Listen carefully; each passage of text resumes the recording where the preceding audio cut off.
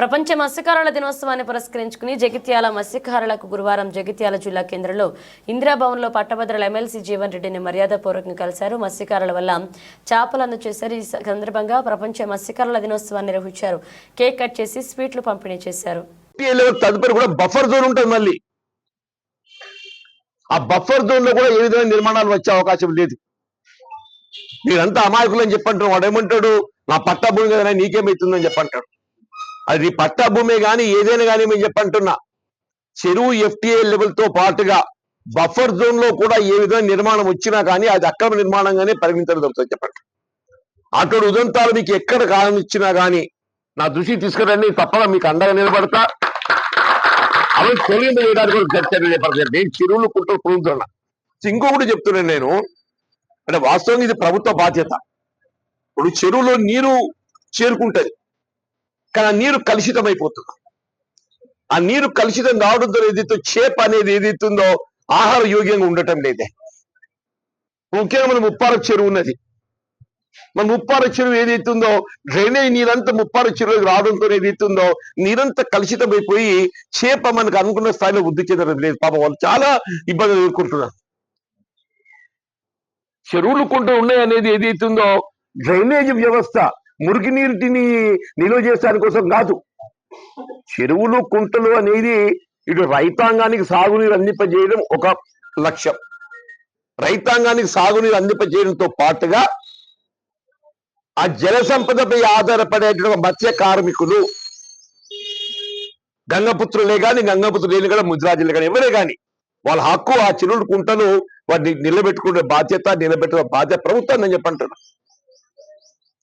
మూసి పరివాహక ప్రాంతాన్ని ఏదైతే ప్రభుత్వం ప్రతిష్టాత్మకంగా తీసుకొని దాన్ని శుద్ధి చేయాలని చెప్పి తలుస్తున్నది. కొద్దిమందికి ఏదైతుందో ఇదేంద్ర అనుకుంటుంది. అంటే వాస్తవంగా కూడా కొద్దిమంది నిరుపేద వర్గాలు అక్కడ నివాసిత కావలసినటువంటి వసతులు ఏర్పడి ఉంటుండొచ్చు. వారికి ఏదైతే పునరావాసం కల్పించి వారి పునరావాసం కల్పించడం కూడా ప్రభుత్వ బాధ్యత అని చెప్పి అంటున్నా. పునరావాసం కల్పించి మూసి నదిని పునరుజ్జీవింప చేయడం ప్రభుత్వ బాధ్యత అని చెప్పంటుంది. ఆ మూసిని పునరుజ్జీవింప చేయగలిగినప్పుడు ఏదైతుందో దిగువ ప్రాంతానికి సాగునీరు పోతుంది. వాటికి చెక్ డ్యామ్స్ కట్టేస్తాం మధ్య మధ్యలో. మూసి నదిపై ఏదైతుందో మధ్య మధ్య చెక్ డ్యామ్స్ కడతాం. చెక్ డ్యామ్స్ కట్టే వరకు ఏదైతుందో అందులో జల సంపద వృద్ధి అవుతుంది అని చెప్పండి. నేను మొత్తం ప్రవాహం పోకుండా ఈ చెక్ డ్యామ్ అనేది అడ్డు కట్టేస్తుంది. చెక్ డ్యామ్ అడ్డు కట్టేసే వరకల్లా ఈ పరిధి లోపల నీరు నిలబడుతుంది. ఆ నిలబడ్డ నీటిలో ఏదైతున్నదో మనకి చేపలను పెంచుకోవచ్చు అని చెప్పండి. ఇలా మూసీ నది ఏదైతుందో దాదాపు ఒక 100 కిలోమీటర్లు ఉండుంటుంది చెప్పండి. కిలోమీటర్కు చెక్ డ్యామ్ కట్టినట్టు 100 చెక్ డ్యామ్ కట్టొచ్చు అని చెప్పండి. 100 చెక్ డ్యామ్ కట్టొచ్చు అని చెప్పండి. అటు మూసీ పరిరక్షణ పునరుజ్జీవం, దాంతోపాటు కింద దిగువనున్న రైతాంగానికి సాగునీరే గాని దాని మత్స్య కార్మికులకు ఏదైతున్నదో మరి చేపల వృద్ధి కొరకు కూడా చెక్ డ్యామ్ నిర్మింపజేసి నేను గౌరవ ముఖ్యమంత్రి విజ్ఞప్తి చేస్తున్నాను. దీన్ని మీరు ఏదైతుందో మూసీ పునరుజ్జీవం లోపల ఏదైతుందో 10 కిలోమీటర్ల చెక్ డ్యామ్ నిర్మాణం చేయాలి. చెక్ డ్యామ్ నిర్మాణం చేసి నీటిని నిల్వ చేయాలి. ఆ నీటి నిల్వ చేసినప్పుడు ఏదైతుందో అందులో మనం మత్స్య సంపదను పెంచుకునే అవకాశం ఏర్పడుతుందని చెప్పండి. దీని హక్కు నాకే ఉంటుందని చెప్పి బెదిరించే ప్రయత్నం చేస్తాను. కానీ మీకు నేను ఏదైతుందో ఖచ్చితంగా చెప్తున్నాను, అది ఏ చెరువే గాని ఏ కుంటే గాని అందులో జల సంపద నీరున్నంత వరకు దానిపై హక్కు అనేది ఏదైతుందో కేవలం మత్స్య పారిశ్రామిక సహకార సంఘ సభ్యులకి ఉంటే తప్ప ఏ భూ యజమానికి ఉండదు అని చెప్పి చెప్తున్నాను. అటువంటి పరిస్థితి మీకు ఎక్కడ ఎదురైనా కానీ నేను మీకు మత్స్య పారిశ్రామిక సహకార సంఘ సభ్యులు గంగపుత్రులే కానీ గంగపుత్రులతో పాటు ముద్రాజులే కానీ ఎవరైనా కానీ చెప్పంటున్నా మీకు నేను అండగా ఉంటాను చెప్పంట. ఇప్పుడు మిత్రుడు రజనీకాంత్ తెలియజేసినట్టు చాలా వరకు చెరువులు కుంటలు ఏదైతే కుదించబడుతుంది. అందులో మట్టి పోసి గృహ నిర్మాణం చేసే ప్రయత్నాలు కూడా చేయడం జరుగుతుంది. వాస్తవంగా రాష్ట్ర ప్రభుత్వము ఇలా గౌరవ ముఖ్యమంత్రి రేవంత్ రెడ్డి గారు ఈ హైడ్రా అనేది కొద్దిమంది పెట్టుబడిదారులకు ఏదైతుందో కంటయింపుగా ఉండొచ్చు. కానీ చెరువులు కుంటలు ఒకప్పుడు ఏదైతుందో వాటి అన్నింటినీ ఆక్రమించుకొని వాళ్ళు నివాసిత యోగ్యంగా మార్చుకునే ప్రయత్నం చేస్తుంటే ఆ చెరువులు కుంటలు అన్నింటినీ పునరుద్ధరించాలని చెప్పాలి, జలాశయాలన్నీ పునరుద్ధరించాలి. ఆ ఆలోచనతో హైదరాబాద్ తెరపైకి పట్టుకొచ్చింది. ఆ ఆలోచనతోనే హైదరాబాద్ తెరపైకి పట్టుకొచ్చింది. హైడ్రా అనేది ఏది ఇస్తుందో మీ అక్రమ నిర్మాణాలను తొలగించడం కాదు, ఇతరత్ర అక్రమ నిర్మాణాలు ఎక్కడ ఏమున్నా అది మున్సిపల్ పరిధిలో ఉంటుంది. మున్సిపల్ శాఖ ఏం చేయాలో చేస్తుంది. చెరువులు కుంటలు ఆక్రమణను ఎక్కడైతే చేయాలని ప్రయత్నం చేస్తారో, ఇప్పుడు మన ఎఫ్టీఐ లెవెల్ ఉంటుంది, ఫుల్ ట్యాంక్ లెవెల్ అని ఉంటుంది. ఆ ఫుల్ ట్యాంక్ లెవెల్ వరకు ఏదైతుందో చెరువు యథావిధిగా కొనసాగింప చేయటం రెవెన్యూ శాఖ ప్రభుత్వ బాధ్యత. ఫిషర్మెన్ కోఆపరేటివ్ సొసైటీ కానీ, అట్లా ఈ తిప్పనపేట ఫిషర్మెన్ కోఆపరేటివ్ సొసైటీ కానీ, వివిధ గ్రామాలకు చెందినటువంటి యొక్క మత్స్య పారిశ్రామిక సహకార సంఘ సభ్యులందరూ కూడా ఈ దినోత్సవాన్ని ఇంత ఘనంగా చేస్తున్నందుకు వారిని హృదయపూర్వకంగా అభినందిస్తుంది. వాస్తవంగా చేప అనేది వాళ్ళ మనకు పౌష్టిక ఆహారంగా భావించాలి. ఇప్పుడు కొన్ని సందర్భాలలో డాక్టర్లు నాన్ వెజ్ అవాయిడ్ చేయమని చెప్తారు, కానీ చేప తినమని చెప్పని ప్రోత్సహిస్తారు. చేప అది నాన్ వెజ్ అనే కాకుండా వెజిటేరియన్ రూపంగా కూడా తినేటువంటి ఒక వస్తువు అని చెప్పండి. ఇప్పుడు వెస్ట్ బెంగాల్ లాంటి ప్రాంతం లోపల బ్రాహ్మణ్స్ కూడా చేపలు తింటారు. దాన్ని ఏదైతుందో కౌస్ కింద కానీ లేకుండా నాన్ వెజ్ గా కానీ ఏదైతే మాంస కృతుల కింద దాన్ని భావించారు. అంత మంచి పౌష్టిక ఆహారము చేప అని చెప్పండి. వాస్తవంగా నేను గ్రామీణ ప్రాంతానికి వెళ్ళి వచ్చినటువంటి వాడిని కాబట్టి నాకు ఈ మత్స్య పరిశ్రమతోని మొదటికెళ్ళి కూడా సంబంధం ఉన్నది. చేపల వృత్తిపై ఆధారపడేటువంటి ప్రధానంగా గంగపుత్రుల తర్వాత ఎక్కడైతే గంగపుత్రులు లేరో అక్కడ ముజిరాజ్ కులస్తులు కూడా ఏదైతుందో చేపల వృత్తిపై ఆధారపడతారని చెప్పండి. అటువంటి ఒక చేపల వృత్తిని ప్రోత్సహించే విధంగా ఆనాడు ఉమ్మడి రాష్ట్రంలో కాంగ్రెస్ ప్రభుత్వము అది ఏ గ్రామ పరిధే కానీ చెరువు కుంటలపై పూర్తిగా ఆధిపత్యం అనేది ఆ గ్రామ పరిధిలో ఉండేటువంటి ఒక మత్స్య పారిశ్రామిక సహకార సంఘాలకే కల్పింప చేయడం జరిగింది. వీళ్ళు చెరువులో ఏదైతుందో శిఖంలో పట్టా భూములు ఉంటాయి. చెరువు శిఖంలో పట్టా భూములు ఉన్నంత మాత్రాన్ని ఏదైతుందో ఆ చెరువులో నీరున్నంత వరకు ఆ భూ యజమానికి ఏ విధమైన హక్కు ఉండదు. ఇప్పుడు కొద్దిమంది ఏమిటంటే అంటే గ్రామాలలో కొద్దిమంది పెట్టుబడిదారులు ఏం చేస్తారు అంటే ఈ మత్స్య పారిశ్రామిక సహకార సభ్యులు అంటే గంగపుత్రులే కానీ ముచ్చిరాజులే కానీ కొంత అమాయకులు ఉంటారు. వాళ్ళు తెలిసి తెలియని తను ఉన్నప్పుడు ఏదైతుందో దీని అడుగున మునిగే భూమి నాది, దీని హక్కు నాకే ఉంటాయని చెప్పి బెదిరేది కులవృత్తిలో ప్రోత్సహించాలి. ఇప్పుడు అందరికీ చదువు విద్య సౌకర్యాలు కల్పింపజేస్తున్నది. ఈ చదువు విద్య సౌకర్యాలతో పాటుగా మనం ఉపాధి రంగం లోపల ముందు పోయే అవకాశం ఉన్నది. దాంతో పాటుగా సనాతనంగా వృత్తిపై ఆధారపడ్డ వాళ్ళు ఉంటామని చెప్పి అంటున్నాం. సనాతనంగా వృత్తిపై ఆధారపడ్డ వాళ్ళను ప్రోత్సహింపజేసే బాధ్యత కూడా ప్రభుత్వంపై ఉంటుంది. కుల వృత్తులు గీతా కార్మికులు ఉన్నారే, ఉదాహరణ చెప్పండి, గీతా కార్మికులు ఉన్నారు, వాళ్ళ కుల వృత్తి ఉన్నది మనలాగే, వాళ్ళని కూడా పరిరక్షింప చేయాలి. శాతవాహనులు కుమ్మరి ఉన్నారు, విశ్వ బ్రాహ్మణులు ఉన్నారు. ఏ కులం లేకున్నా కానీ ఏదైతుందో సమాజం లేదు. వెళ్ళి సమాజ నిర్మాణం అనేది ఏదైతుందో కుల వృత్తులతోనే నిర్మాణం అవుతున్నది. ఇలా వడ్రంగి లేకుంటే ఇంటి నిర్మాణం అనేది లేదంటుండే. నిజమాబద్ధమే. కమ్మరి వాళ్ళు వెల్డింగ్ అంటున్నారు. వెల్డింగ్ అంటే ఏంటి? కమ్మరి వాళ్ళని చెప్పంటున్నాను. వెల్డింగ్ అంటే కమ్మరి వాళ్ళని చెప్పంటున్నాను. వాళ్ళే కూడా భవన నిర్మాణం లేదు అని చెప్పంటున్నా. విశ్వబ్రాహ్మణులు అని చెప్పంటున్నాను. విశ్వబ్రాహ్మణ్ అంటే బంగారం వృత్తిపై ఆధారపడే వాళ్ళు ఉంటారని చెప్పంటున్నా. నగలు నష్టం చేసిన వాళ్ళు ఉంటారని చెప్పంటున్నాను. కుల వృత్తులకు ఉండే ప్రాధాన్యతను మనం గుర్తించాలి. కుల వృత్తులు పరిరక్షించుకోవాలి. కుల వృత్తులు పరిరక్షించుకుంటూనే వాళ్ళకి కావాల్సిన విద్యా సదుపాయాలు మెరుగుపరచాలని చెప్పండి. విద్యా సదుపాయాలు మెరుగుపరిచి వారికి కావాల్సినటువంటి ఉద్యోగ సౌకర్యం అని చెప్పంటున్నాం. స్వయం ఉపాధి పథకాలు చెప్పంటున్నాను. రాష్ట్ర ప్రభుత్వం ముఖ్యంగా కాంగ్రెస్ పార్టీ ఆలోచన విధానం దయచేసి మీరు గుర్తించాలి.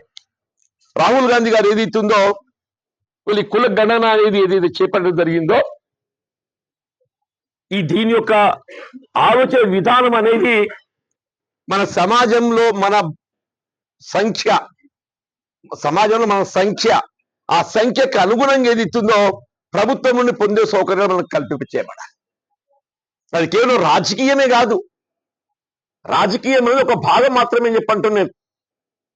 రాజకీయ హక్కులతో పాటుగా విద్యా ఉద్యోగాలలో హక్కులు కల్పించబడాలి, సరే ఉపాధిలో కూడా మన హక్కులు కల్పింపజేయబడాలి. ఇవన్నీ లక్ష్యంగా చేసుకొని ఏదైతుందో ఇవాళ ఈ కార్యక్రమం చేపట్టబడుతుందని చెప్పంటాను.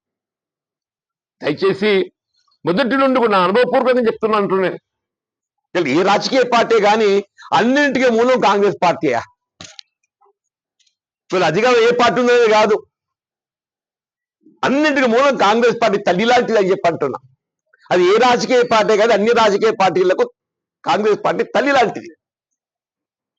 ఆనాటి కాంగ్రెస్ పార్టీ మనకు స్వతంత్రం వచ్చినప్పుడు పండిట్ జవహర్లాల్ నెహ్రూ గారు మొదటి ప్రధానమంత్రి ఆ ఏదైతే ప్రాజెక్టుల నిర్మాణం ఆధునిక దేవాలయాలకు పరిగణించిందని చెప్పంటారు.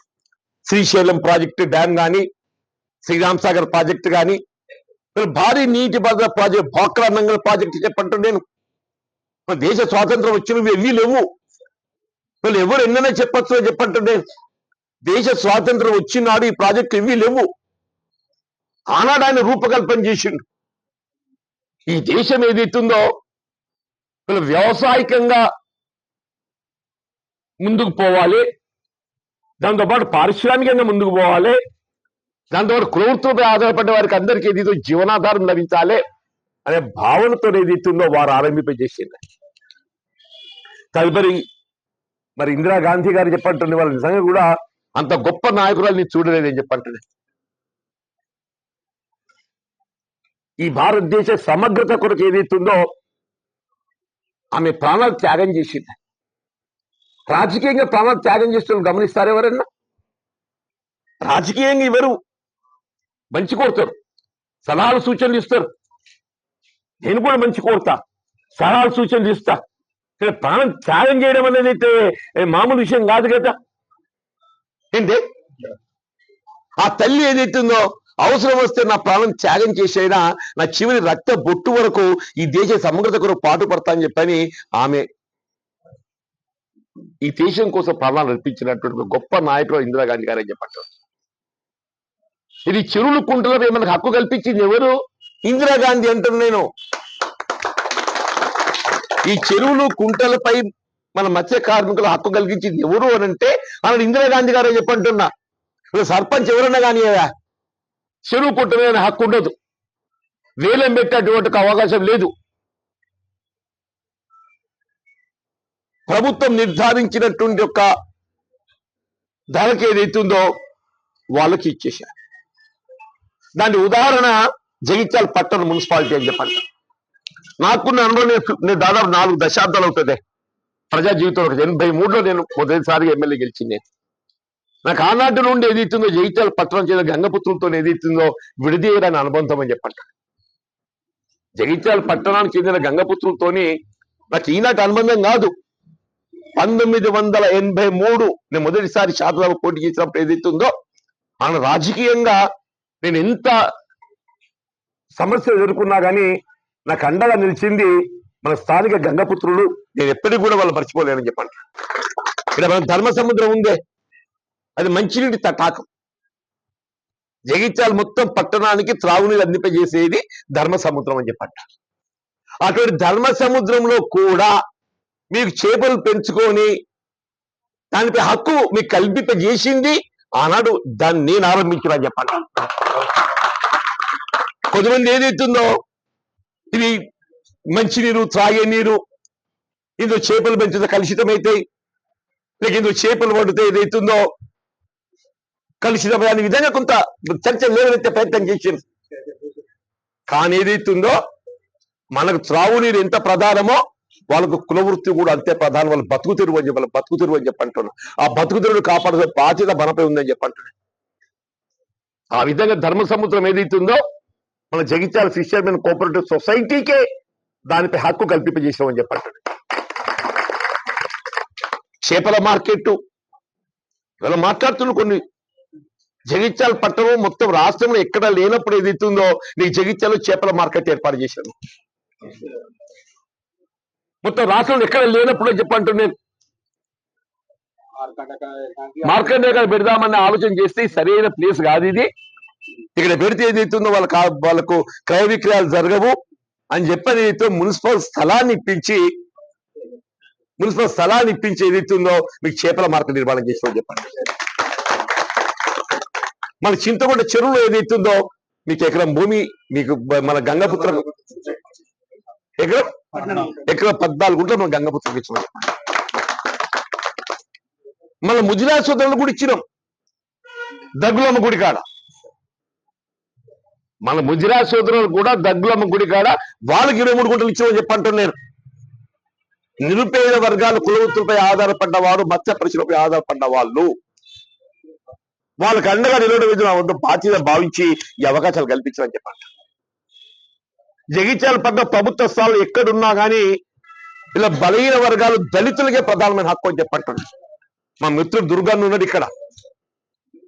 ఎక్కడెక్కడైతే దళిత సమాజం స్థిరమై ఉన్నదో అక్కడెక్కడ ప్రభుత్వ స్థలాలపై హక్కు కేవలం దళిత సమాజానికే కల్పింపజేసామని చెప్పంటారు. అది గాంధీనగరే గాని, చింతకుంటనే గాని, కలాజివాడే గాని, కిలాగడ్డే గాని ఎక్కడైనా కానివ్వండి చెప్పంటున్నాను. ఎక్కడెక్కడ దళిత సమాజం నివాసితం ఉన్నదో అక్కడ ప్రభుత్వ స్థలాలపై హక్కు వాళ్ళకి కల్పించమని చెప్పండి. మీ గంగపుత్రంలో చోట మీకు కల్పించడం, ముద్రాలలో చోట ముద్రాలకు కల్పించడం, దళిత సమాజం ఉన్న చోట దళిత సమాజాన్ని కల్పించడం, నిరుపేద వర్గాలకు అండగా ఉండడం అనేది ఒక ప్రజాప్రతినిధి బాధ్యత అని చెప్పంటున్నా. నాకు ఏ హోదా ఉన్నదనేది కాదు, ఏ హోదా ఉన్నా లేకున్నా నా జీవిత కాలం ఏదైతుందో ఈ స్థాయికి ఎదగడానికి తోడ్పడ్డది మీలాంటి ఒక నిరుపేద వర్గాలు అని చెప్పంటున్నాడు. ఇదంతా ఏమి గుర్రం డెక్క పిచ్చి మొక్కలు అంత విషవాయువు అని చెప్పంటున్నాను. పాపం నాకు అన్నిటి 30 చెరువులు చూస్తే గోసు అనిపిస్తుంది వాళ్ళని చూస్తే చెప్పంటున్నా. మీరు ఎక్కడైనా కానీ చెప్పి అవసరం వస్తే శ్రమదానం చేసినా కానీ మన వృత్తి మనం కాపాడుకుందాం. ప్రభుత్వ పరంగా మీకు అందింపజేసేటువంటి ఆర్థిక సహాయం అందింపజేయడానికి ఎప్పుడు మీకు తోడుంటా అని చెప్పంట. ఈ మొత్తం చెరువుల శుద్ధి కోసం ఒక స్పెషల్ డ్రైవ్ చేపడదామే. నేను గౌరవ ముఖ్యమంత్రి గారి దృష్టి కూడా తీసుకెళ్తాను. నేను మీరు ఇరిగేషన్ శాఖ ద్వారా చెరువులు కుంటలు బలోపేతం చేయడం ఎంత ప్రాధాన్యమో దాన్ని శుద్ధి చేయడం కూడా అంతే ప్రధానమని చెప్పంటున్నా. మీరు మూసీ నది శుద్ధి కార్యక్రమం చేపడుతుంది. మీరు ఏ విధంగా మూసీ నదిని పునరుజ్జీవింప చేయాలి అనే ఒక తపనతో ఏదైతుందో మూసీ ప్రక్షాళన కార్యక్రమం చేపడుతున్నారో చెరువులు కుంటల ప్రక్షాళన కూడా అంతే ప్రధానమని చెప్పంటున్నాను. ప్రత్యేకంగా శాసన మండలి సమావేశాల సందర్భం వస్తుంది చెప్పంటున్నాను. నాకు మాట్లాడే అవకాశం వస్తుంది. నేను మిత్రుడు రజనీకాంత్ చెప్తున్నాను, శాసన మండలి సమావేశాలు ఈ మధ్య ఆరంభమైతే 15 రోజులు నెలల లోపల నాకు గుర్తు చేయండి. నేను తప్పకుండా శాసన మండలి వేదికగా మీరు మూసి పునరుజ్జీవం శుద్ధి కొరకు మీరు ఏ విధంగా కార్యక్రమం చేపడుతున్నారో గ్రామాలలో ఉండే చెరువులు కుంటల యొక్క శుద్ధి, చెరువు బలోపేతం ఒక అంశం, కట్ట బలోపేతం ఒక అంశం, తుమ్ము బలోపేతం ఒక అంశం, సాగునీటి సౌకర్యాలు కల్పించేయడం ఒక అంశం, వాటితో పాటుగా లోపల ఉండేటువంటి ఒక వ్యర్థాలు తొలగించడం ప్రధానం. అప్పుడే మన మత్స్య కార్మికులకు తగినట్టు ఉపాధి లభిస్తుందని చెప్పండి. ఈ దిశగానే కార్యక్రమం చేపట్టడం తప్పకుండా నాకు మీరు ఎప్పటికప్పుడు సమాచారం అందింపజేయండి.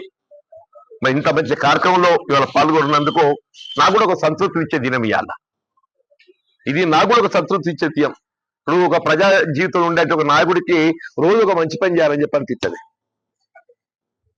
రోజుకు ఒక మంచి పని చేస్తే అది తృప్తుంటది. ఇవాళ ఒక ఇంత మంచి కార్యక్రమం పాల్గొన్నాం కాబట్టి నా జీవితం ధన్యమైంది అనుకుంటే ఇది ఒక మంచి కార్యక్రమం తృప్తి పాల్గొన్నాం. Thank you one and all. అందరికీ ధన్యవాదాలు చెప్తున్నాను.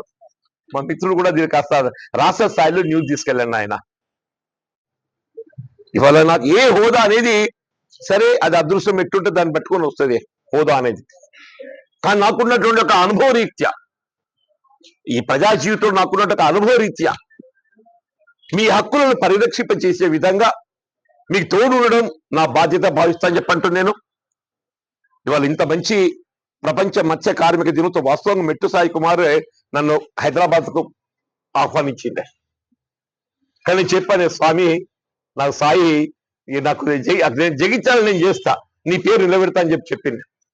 ఇలా రజనీకాంత్ ఏదైతుందో కొద్దిగా ఉత్సాహవంతుడు పనిచేయాలి తపన గలవాడు అని చెప్పంటున్నా అందరిని ఐక్యం చేసి రాజకీయాలకు అతీతంగా చెప్పంటున్నా మత్స్య పరిశ్రమపై ఆధారపడ్డటువంటి వాళ్ళు ఎవరైనా కానీ చెప్పండి గంగపుత్రులు ప్రధానం మన తర్వాత మనం లేని కదా ముజరాజు వస్తారు వాళ్ళు మనం ఏదైతే మన పాలు లెక్క కాదు అన్నదమ్ము లెక్క చూడాలి మన పాలు లెక్క కాదు అన్నదమ్ము లెక్క చూడాలి నేను ఉదాహరణ మా ఊరే బతికేపల్లి ఉన్నదే మన గంగపుత్రులు లేరు వాళ్ళ ముజరాజు చేపలపై వృత్తి వాళ్ళకి హక్కున్నాయని చెప్పంటుండే మా పక్కన శుద్ధపల్లి ఉన్నది ఆడ గంగపుత్రులు ముజరాజుకి హక్కున్నాయని చెప్పంటుండే మనం దాన్ని ఏదైతే ఉందో చేపల వృత్తి అనే ప్రధానమని చెప్పి అంటున్నా వృత్తిపై ప్రధానమైన హక్కు గంగపుత్రులకు ఎక్కడెక్కడ గంగపుత్రులు లేనటువంటి కాదు ఏదైతే ఉందో ఆ వృత్తిపై ఆధారపడటానికి మన సోదరులకు ఏదైతుందో వాళ్ళకు కూడా మనం హక్కు కల్పించాలి ఇంత మంచి కార్యక్రమం ఏర్పాటు చేసి మరి మా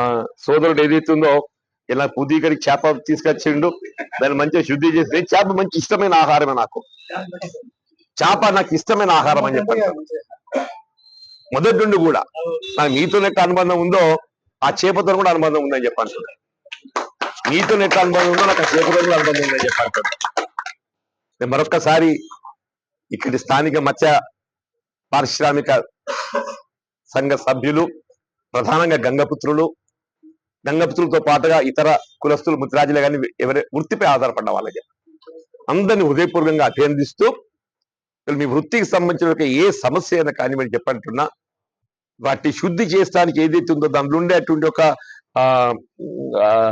అది వస్తే దాన్ని ఏమంటారు గుర్రపు డెక్క నేను ఏమంటున్నానే నాకు ఏసీడీపీ నిధులు వచ్చే అవకాశం ఉన్నది నాకు వచ్చే ఏసీడీపీ నిధులలో మీరు గుర్రపు డెక్క తొలగించడానికి కొరకు మీకు నేను నిధులు సమకూరుస్తాను